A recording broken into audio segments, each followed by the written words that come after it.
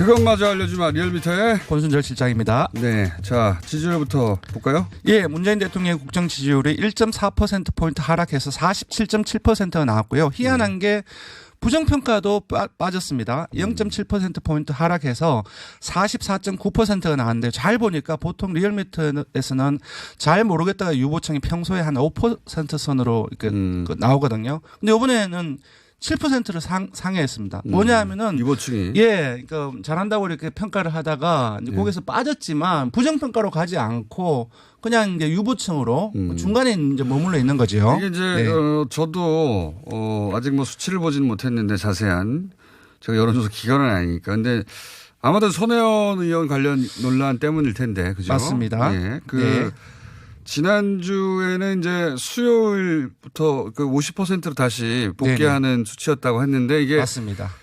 손혜원 의원 논란이 지난 주말부터 있어서 이제 떨어졌을 거 아닙니까? 네, 분명히 영향은 있었습니다. 왜냐하면 목요일 날 51.7%까지 올라갔다가 18일 날에 손혜원 의원 논란이 본격화되었거든요. 그때 48.8%로 떨어졌고 월요일까지 47%로 떨어졌는데 이 격차를 보면은 한 4.7%포인트 떨어진 겁니다. 부정적인 영향은 분명히 있는 것입니다. 그렇죠. 여권발 이런 종류의 뉴스는 초반에 특히 부정적인 프레임이 굉장히 강했기 때문에 그렇습니다. 네. 지지율 추락은 당연한 건데 근데 저는 이게 통상적인 추락하고는 좀 다르다고 본 게 말씀 방금 하셨지만 약한 이탈을 일으켰지만 이런 종류의 사건은 강한 결속을 만들어내거든요. 그래서 제가 이번 주는 약한 이탈 강한 결속이 있지 않겠나. 데이터 보셨죠? 데이터를 여론조사 기관이 아닌데 제가 어떻게 봅니까? 예, 잘 보셨고요. 이제 세부적으로 좀 분석을 해보면은 주로 보수적인 성향의 지역에서 많이 빠졌습니다. 충청, TK, 이제 보수청. 근데 잘 보시면은 호남에서 오래간만에 70%로 결집을 했고요. 30대하고 40대 문재인 대통령 핵심 지지층 중 한 세대입니다. 이 세대에서 상당폭 결집을 했습니다. 그러니까 이 사안이 가지는 특징인데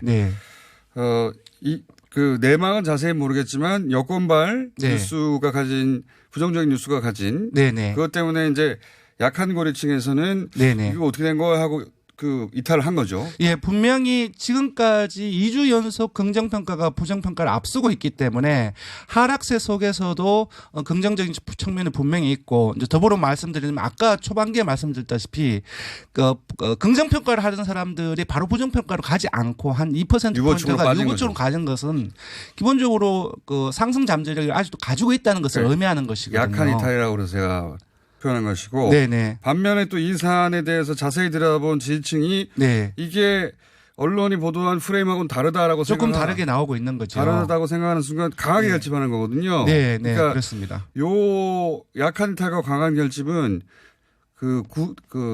지지세의 결속 뭐랄까 충성도 측면에서 보자면 나쁘지 않은 겁니다, 사실. 네, 한마디로 말씀을 드리면 손혜원 의원 논란 자체가 지지율 전체적인 지지율에서는 빠지는데 영향을 줬지만 이제 지난 주말 일요일 날에 탈당을 하지 않았습니까? 그리고 어제 같은 경우 목포 기자회견을 했었고 이 과정 속에서 지지율이 일간을 보더라도 서서히 완만하게 상승을 하고 있습니다.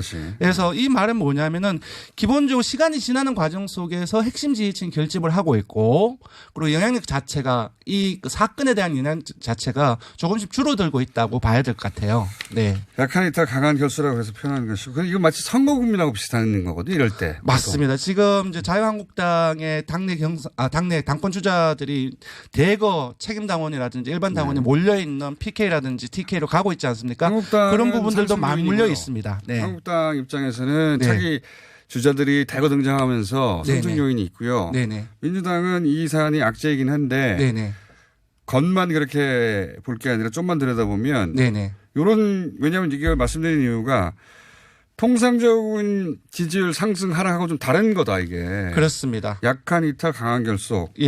그러니까 이제 누차 말씀을 드리지만 호남이라든지 30, 40대 핵심 지지층 자체가 결집하는 추세를 보이고 있기 때문에 그리고 이제 탈당이라든지 목포 기자회견 이후에 긍정적인 여론이 분명히 지금 돌고 있는 것으로 보입니다. 해서 이 영향 자체가 오래 가지는 않을 것이고 보이고요. 아까 2%포인트 하락했던 것이 유보처럼 갔다고 하지 않습니까? 이 사람들이 다시 긍정평가로 돌아설 가능성이 부정평가로 전환될 가능성보다 더 큰 것 같습니다. 강한 이탈이면 사실은 부정, 그렇죠. 부정이 상승해야 되거든요. 그렇습니다. 근데 부정도 그만큼이 떨어졌다는 얘기는 말씀하셨듯이 그러니까 특이한 지지율 변화 양상입니다. 이게 일반적이지는 않은. 그렇습니다. 그걸 표현하자면 강한 이탈, 약한 이탈, 강한 결속이고. 약한 이탈, 강한 결속 받아 적어야 되겠네. 네, 제가 만든 용어입니다. 네, 빨리 가죠. 시간 없습니다. 정당도 짚어주세요. 거의 비슷합니다. 민주당 항상 문재인 대통령 국정 지지율과 민주당의 지지율이 연동되는 경향을 가지고 있는데 역시 1.0%포인트 하락해서 38.8%가 나왔고요. 2주째 내림세가 지속되고 있습니다. 내린 계층, 그러니까 이탈한 계층이라든지 결집한 계층도 문재인 대통령의 세부 분수가 거의 대동송이합니다. 그러니까 한국당은 1.7%포인트 상승해서 26.0%가 나왔고 2주째 상승해서 다시 25% 선을 넘었었습니다. 황교안 오세훈 당권 주자죠. 조금 전에 말씀드린 것처럼 TK라든지 21일 월요일에 대거 방문을 했었는데요. 이 지역에서 많은 변동이 있습니다. 전체적으로는 상승 국면에 맞고 있다 이렇게 봐야 될 것 같습니다. 그 자유한국당은 당연히 기대 심리도 있고 그렇습니다. 황교안 예를 들어서 누군가 당대표로 당선되면 그 효과로 30%까지 돌파할 수 있다. 지금 사실 보도량이 상당히 많이 늘어나고 있습니다. 뭐 김정준 비대위원장이라든지 홍준표 전 대표라든지 출마할 것이냐 말 것이냐 그런 부분도 시작해서 당권 주자 행보 자체가 상당히 많이 보도량이 늘어나고 있기 때문에 이 영향이 가장 크지 않나 싶고요. 보도량도 그렇지만 뭐 긍정적인 효과죠. 당연히 보수층에게 기대 심리를 불어. 맞습니다. 분명히 자유한국당 입장에서는 일종의 컨벤션 효과 과정이지만 그 자체로는 긍정적인 어떤 효과를 볼 수 있을 것 같습니다. 정의당은 1.1%포인트 하락해서 죄송합니다. 1.1%포인트 상승해서 8.6%가 나왔고요.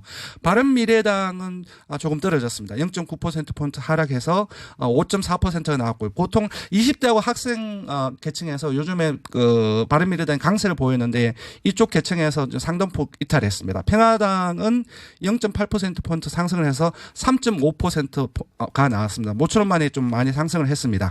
이번 주 조사한 TBS 언론 리얼미터가 1월 21일부터 23일까지 사흘 동안 전국 19세 이상 1,508명을 대상으로 유무선 전화면접 자동응답 방식으로 실시했고 표본 오차는 95% 신뢰 수준 플러스 마이너스 2.5%포인트 응답률은 7.6%였습니다. 자, 조사 카풀 서비스 했는데 결론만 얘기하죠. 네. 카풀 서비스는 지난 10월 중순 한 3개월 전쯤 됐죠. 그때도 동일하게 조사를 했습니다. 그때는 한 56%가 찬성이 나왔는데 역시 비슷합니다. 찬성이 시민 편익 정진으로 찬성한다가 57.9% 그리고 반대한다. 택시기사 생존권 보호 때문에 반대한다가 27.6%가 나와서 반대보다 찬성이 2배 이상 높은 걸로 나왔고요. 자세히 보시면은 택시기사들의 집회에도 불구하고 오히려 카풀 서비스 도입에 대한 찬성률도 높아졌네요. 맞습니다. 이제 법인 택시나 이제 개인 택시 기사님들 같은 경우는 직군을 분류를 하면 노동직이나 블루칼라라든지 자영업으로 분류할 수 있지 않겠습니까? 이쪽 직업군에서도 찬성이 우세한 양상으로 나왔습니다. 알겠습니다. 참고하시고요. 시간은 여기까지밖에 준비가 안 됐는데. 리얼미터도 요새 가짜뉴스 때문에 고생한다면서요? 여담인데. 네, 지금 리얼미터 조사를 가지고서 상당히 그 잘못된 아니면 왜곡된 보도가 상당히 많이 나오고 있습니다. 그래요? 최근에 리얼미터가 자세히 듣고 싶지는 않고요. 뭐 형사 고소도 하기로 했었고. 고소벌도 여죄요? 고소 화요일 날에 이제 고소를 했습니다. 여기까지만 듣겠습니다. 네. 권순정 실장이었습니다. 감사합니다.